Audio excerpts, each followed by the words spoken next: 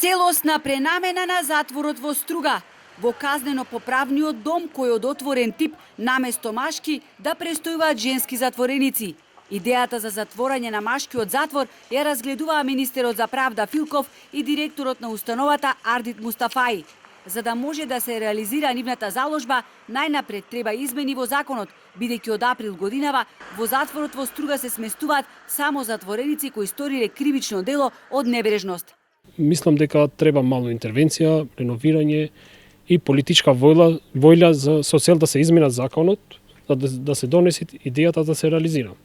Состојбата моментално ние, мислам, како што е, треба нешто да се интервенира, капацитетите треба да се зголемат, треба, мислам, да има поголема финансиска поддршка, не? Со ова финансиска поддршка не можеме ние сега моментално веднаш до утре да станеме женски затвор.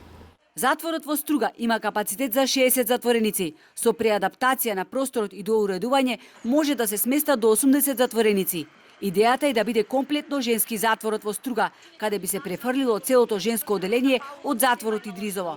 Директорот Мустафаи истакна дека наследил лоша финансиска состојба. Бидеме јасни, секаде треба да се реновира. Значи, во ниеден затвор во државата состојбите не се сјајни. Така да каде и да одиме, го гледаме истото, не е вложувано со децении. Филков кажа дека за почеток ќе се подготви проект и тогаш ќе се знае финансиски колку ќе чини пренамената на затворот во Струга.